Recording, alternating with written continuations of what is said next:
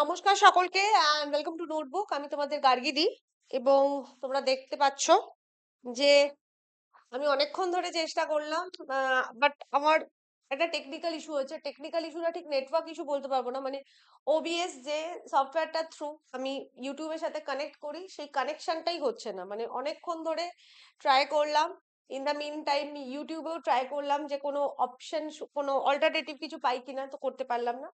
তো যাই হোক, এই কারণে মিস হয়ে যাবে। অলরেডি আমি একটু বেশ ইরেগুলার, তো মিস হয়ে যাবে। সেই কারণে আজকে আমি রেকর্ড করে তোমাদের ক্লাসটা আপলোড করে দেবো।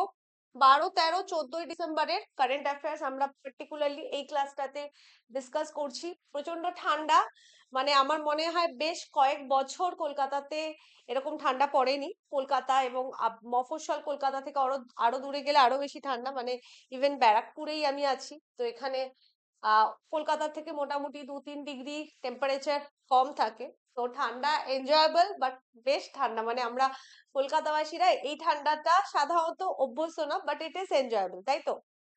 আর যা আবহাওয়ার যা প্রেডিকশন পাচ্ছি যে ইন কামিং ডেজ আরো ঠান্ডা বাড়বে। তো বহু বহু বছর পরে আমার মনে হয় যে অলমোস্ট লাইক নভেম্বর থেকেই আমরা ঠান্ডাটা কিন্তু কলকাতায় পড়তে শুরু করেছে এবং এখানে এখন এসে বেশ ভালো ঠান্ডা। শুরু করে দিচ্ছি 12, 13, 14 ডিসেম্বরের কারেন্ট অ্যাফেয়ার্স এবং আজকের প্রথম প্রশ্ন, which bank was declared the best bank in India by the banker? ব্যাংকারের তরফ থেকে ভারতের, আমরা আজকে শুরু করব ভারত দিয়ে, শেষ করব ওয়ার্ল্ডের বেস্ট ব্যাংক দিয়ে। তো ভারতের বেস্ট ব্যাংক হিসেবে এর মধ্যে কার নাম এসেছে? যেহেতু এটা রেকর্ডেড ক্লাস, আমি আর বেশি সময় নেব না। তো সঠিক উত্তর is bank of Baroda. Correct answer is BOB, bank of Baroda কে ডিক্লেয়ার করা হয়েছে as best bank in India at the bankers bank of the year award 2025। Asia Pacific রিজিয়নের জন্য বিওবি কে ঘোষণা করা হয়েছে। Bank of Baroda Indian public sector একটা ব্যাংক, যার হেডকোয়ার্টার বদোদরা গুজরাটে অবস্থিত, যেটা আগে বরোদা নামে পরিচিত ছিল। এটা ভারতবর্ষের মধ্যে second largest public sector bank SBI এর পরে, এবং ব্যাংক মহারাষ্ট্রার, সরি, বরোদার মহারাজা সয়াজি রাও গাইকোয়াড় থ্রি, ইনি 1908 সালের 20 জুলাই তৎকালীন বরোদা প্রিন্সলি স্টেটে কিন্তু এই ব্যাংকটার ভিত্তি স্থাপন করেছিলেন। পরবর্তীকালে 1969-এ কিন্তু অন্যান্য 14টা ব্যাংকের সাথে এই ব্যাংকটিকেও কিন্তু ন্যাশনালাইজ করা হয়। When was International Mountain Day celebrated? International Mountain Day কোন দিন সেলিব্রেট করে থাকি আমরা? তো সঠিক উত্তর ইজ 11ই ডিসেম্বর। 11ই ডিসেম্বর দিনটাতে কিন্তু ইন্টারন্যাশনাল মাউন্টেন ডে অবজার্ভ করা হয় এবং অবশ্যই এই বছর এই পার্টিকুলার দিনটার অত্যন্ত গুরুত্বপূর্ণ একটি দিক হচ্ছে যে মাউন্টেনে যে গ্লেসিয়ার গুলো থাকে, হিমবাহ গুলো থাকে, ভারত পুরো পৃথিবীর 70% জল কিন্তু গ্লেসিয়ার আকারে জমাট অবস্থায় থাকে। তো সেই গ্লেসিয়ার যেটা ধীরে ধীরে ধীরে ধীরে পৃথিবীর টেম্পারেচার বৃদ্ধির ফলে গ্লেসিয়ার গলে যাচ্ছে, সেই বিষয়টার উপরেই কিন্তু হাইলাইট করা হচ্ছে এই বছর। Glacier in water, food, livelihood এর ওপর কিন্তু স্ট্রেস দেওয়া হচ্ছে এবং আর্জেন্ট প্রিজার্ভেশন অফ গ্লেসিয়ার, ক্লাইমেটকে রক্ষা করার জন্য কিন্তু করতে বলা হচ্ছে। ইউনাইটেড নেশন কিন্তু 2025 এই বছরটাকে কিন্তু ইন্টারন্যাশনাল ইয়ার অফ গ্লেসিয়ার হিসাবেও কিন্তু ঘোষণা করেছিল। 2025 সালে world international mountain day theme glaciers matter for water, food and livelihood in mountains and beyond. ঠিক আছে, তাহলে ইন্টারন্যাশনাল মাউন্টেন ডে আমরা 11ই ডিসেম্বর অবজার্ভ করে থাকি। Question number 3, who will host the Commonwealth kho kho championship 2026? প্রথমবারের জন্য কমনওয়েলথ খো-খো চ্যাম্পিয়নশিপ, সরি, কে প্রথমবারের জন্য অর্গানাইজ করছে 2026-এ? সঠিক উত্তর হচ্ছে ভারত, ইন্ডিয়া। 24টারও বেশি কান্ট্রি পার্টিসিপেট করবে, যেটা নেক্সট ইয়ার মার্চ 9 থেকে 14ই মার্চ অব্দি কিন্তু হবে, অনুষ্ঠিত হবে ভারতে। ভারতের কোন জায়গায় অনুষ্ঠিত হবে সেটা এখনো ডিসাইডেড না। 16টা মেন টিম এবং 16টা ওমেন টিম এখানে পার্টিসিপেট করবে টোটাল। ওকে, 4 নম্বর প্রশ্ন, which Indian has been awarded the UNEP United Nations Environment Program Champions of the Year 2025 for climate leadership? Climate রক্ষা করার জন্য কে, এদের মধ্যে কে ইউনাইটেড নেশন এনভায়রনমেন্ট প্রোগ্রামের চ্যাম্পিয়ন্স অফ দি আর্থ 2025 অ্যাওয়ার্ডে ভূষিত হলেন? ইম্পর্টেন্ট এই কারণে, কারণ প্রথমবার কোনো আইএএস অফিসার এরকম একটি অ্যাওয়ার্ড পেলেন। সুপ্রিয়া সাহু 1991 ব্যাচের আইএএস অফিসার, বর্তমানে additional chief secretary environment, climate change and forest department, তামিলনাড়ুতে আছেন। উনি কিন্তু এই বছর ইউএনএপি চ্যাম্পিয়ন্স অফ দ্য আর্থ 2025 অ্যাওয়ার্ডটি পেলেন। অবশ্যই ওনার ইকোসিস্টেমকে রক্ষা করার জন্য, sustainable cooling, heat adaptation, transforming Tamil Nadu into a global model for subnational climate action এর জন্য কিন্তু উনি এই অ্যাওয়ার্ডটি পেলেন। Question number 5, which medal did India win in the FIA Junior World Cup 2025? Bharat কোন মেডেল জিতেছে FIS হকি ফেডারেশন অফ ইন্ডিয়ার junior world cup?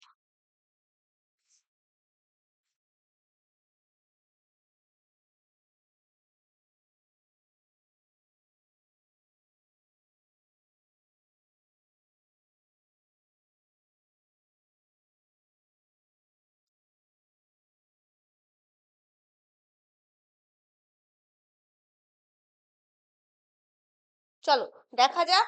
সঠিক উত্তর ইজ ব্রোঞ্জ। ব্রোঞ্জ মেডেল জিতেছে। কাকে হারিয়ে জিতেছে? আর্জেন্টিনাকে হারিয়ে ভারত ব্রোঞ্জ মেডেল জিতেছে। এটা জুনিয়র ওয়ার্ল্ড কাপের 14তম এডিশন। ভারতে অনুষ্ঠিত হচ্ছে, মেনলি ভারতের মেয়র রাধাকৃষ্ণন হকি স্টেডিয়াম, যেটা চেন্নাইতে অবস্থিত। সেখানে 28শে নভেম্বর থেকে 10ই ডিসেম্বর অবধি কিন্তু অনুষ্ঠিত হয়েছে।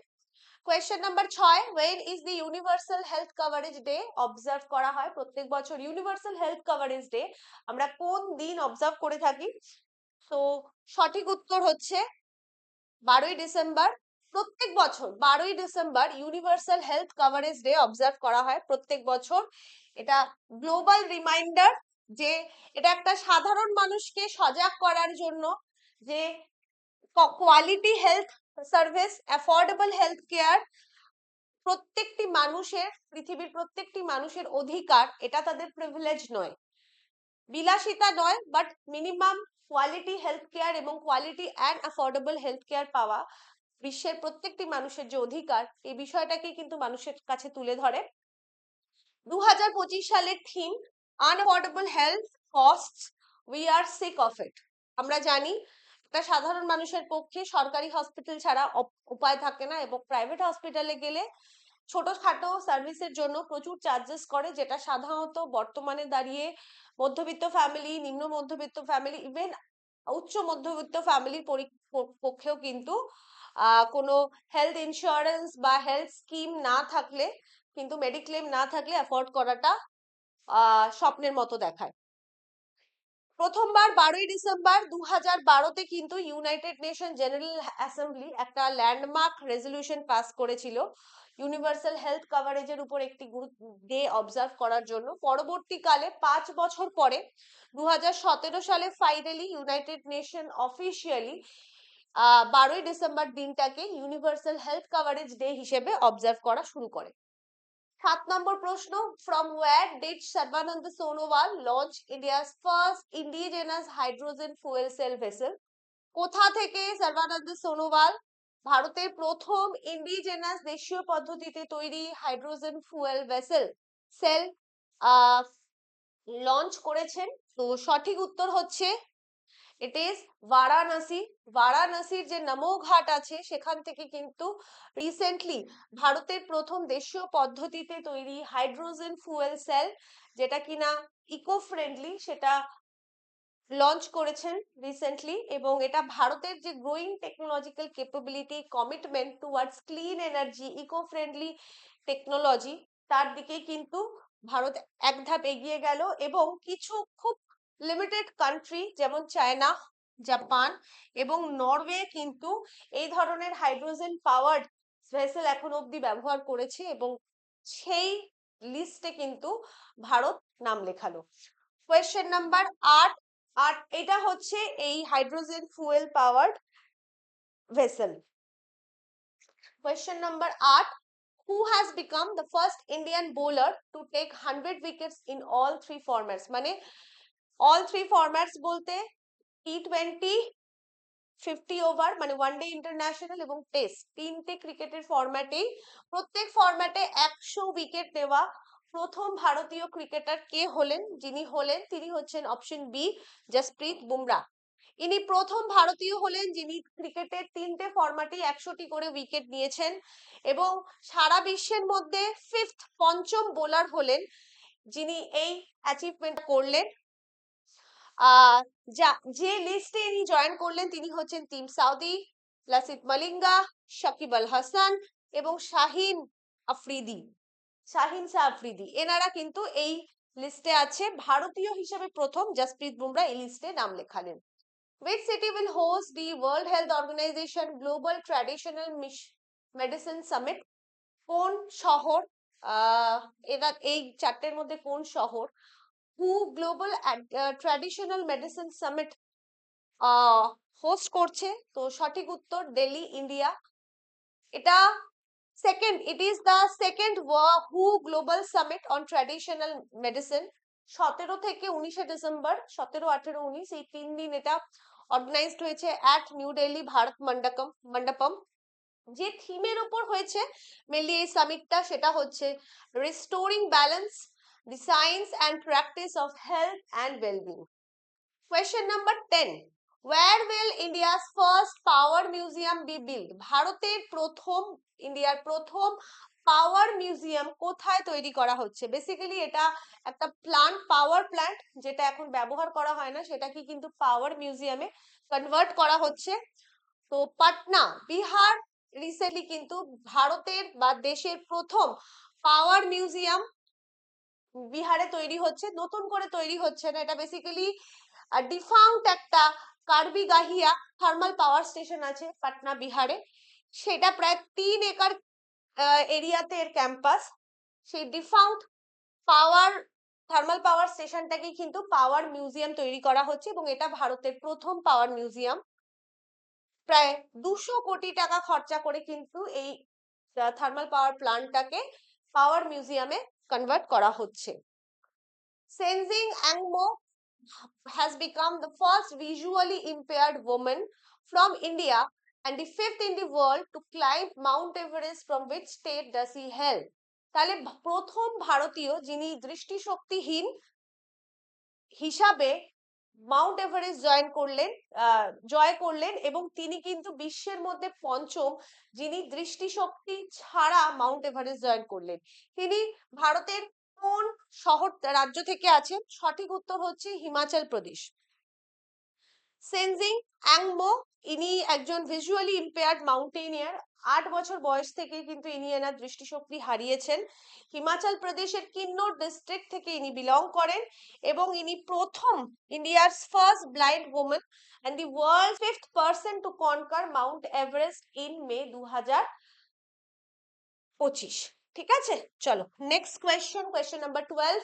Global artificial intelligence show 2025 recently কোথায় অনুষ্ঠিত হয়েছে? Global artificial intelligence show 2025 recently কোথায় অনুষ্ঠিত হয়েছে? চলো, নিউ ইয়র্ক, আবুধাবি, প্যারিস আর টোকিও। সঠিক উত্তর is Abu Dhabi.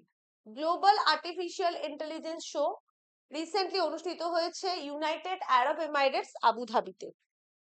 Which category will be added for the first time at the 2026 Academy Award? 2026 যে একাডেমি অ্যাওয়ার্ড বা অস্কার অ্যাওয়ার্ড অনুষ্ঠিত হয়েছে তাতে এর মধ্যে কোন ক্যাটাগরিটি প্রথমবার সংযোজিত হচ্ছে, মানে এই ক্যাটাগরিতে এর আগে কখনো অস্কার অ্যাওয়ার্ড দেওয়া হয়নি? সঠিক উত্তর বেস্ট কাস্টিং।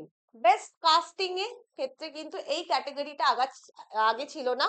2026 যে 98তম অস্কার অ্যাওয়ার্ড অনুষ্ঠিত হচ্ছে সেখানে এই বেস্ট কাস্টিং বলে এই ক্যাটাগরিটা কিন্তু অ্যাড করা হচ্ছে। চলো, এইটার উত্তর সবাই দিতে পারবে, আমি প্রশ্নটা নিয়ে বেশি আলোচনা করছি না। Where was Lionel Messi's 70-foot iron statue unveiled? তো সরি, লিওনেল মেসি 70 ফুট লম্বা বা উঁচু আয়রন স্ট্যাচু, লোহার স্ট্যাচু কোথায় উন্মোচিত হয়েছে রিসেন্টলি? তো কলকাতা। এই প্রশ্নটা যেভাবে আমরা পড়ছি, এই দিনটাও কিন্তু আমাদের কলকাতাবাসী তথা পশ্চিমবঙ্গবাসীর জন্য একটি স্মরণীয় দিন হতে পারতো, বাট আনফরচুনেটলি সেটা কিন্তু স্মরণীয় দিন হয়েছে, কিন্তু ইন আ নেগেটিভ ওয়ে।